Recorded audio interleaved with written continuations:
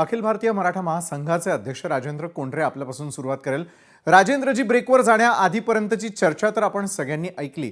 मात्र एका बाजूला आरक्षण मिळवणं आणि आरक्षणानंतरचा संशय कल्लोळ याला कोण कारणीभूत आहे? एका बाजूला न्यायालयामध्ये जाऊन स्वतः या संदर्भातलं चॅलेंज देण्यासंदर्भात स्वतः छगन भुजबळ म्हणालेले असतील किंवा स्वतः गुणरत्न सदावर्ते देखील या GRला थेटपणे आव्हान देण्यासाठी जाणार आहेत.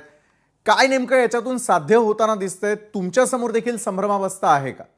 हे बघा, काही लोक अत्यंत विकृत पद्धतीने मराठा समाजाबद्दल आकस बाळगून आरोप करत असतात, प्रत्यारोप करत असतात.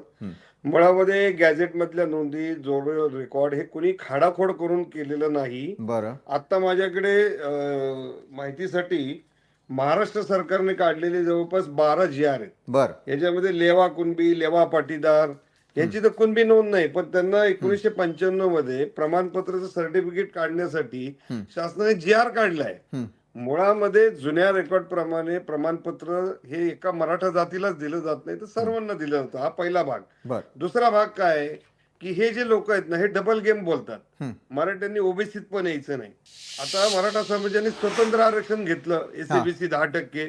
त्याला सुद्धा हे मृणाल ढोले पाटील समता परिषदेचे पदाधिकारी आहेत आणि ह्यांनी ते 10% आरक्षण सुद्धा मुंबई उच्च न्यायालयामध्ये त्यावेळेस 2018 मध्ये चॅलेंज केलं होतं. बरं. सांगायचा मुद्दा काय की तुम्ही EWS मध्ये जा किंवा इकडे जा तिकडे जा, हे आयोग ठरवेल किंवा सरकार ठरवेल, परंतु इकडे पण यायचं नाही आणि जे 10% दिलं तिकडे पण चॅलेंज करायचं.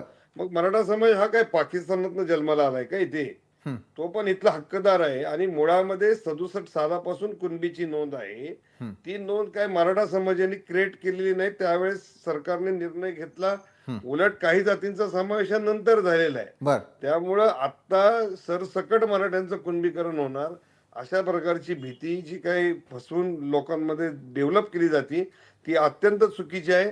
आज वारंवार मराठा समाजाला कोणताही काही देण्याचा प्रयत्न केला की मोर्चे प्रति मोर्चे, हे काय भानगडी काय आहेत? प्रत्येक गोष्ट म्हणजे आम्ही काही मागितली की लगेच मग आम्हाला पाहिजे, म्हणजे आम्ही काही मिळवायचंच नाही का? आज 28% पॉप्युलेशन मराठा समाजाची आहे. त्याच्यामध्ये गरिबीचं प्रमाण मोठं आहे. अनेक विस्थापित त्याच्यामध्ये समाज घटक झालेले आहेत, मागासले पण त्याच्यात आहे. ते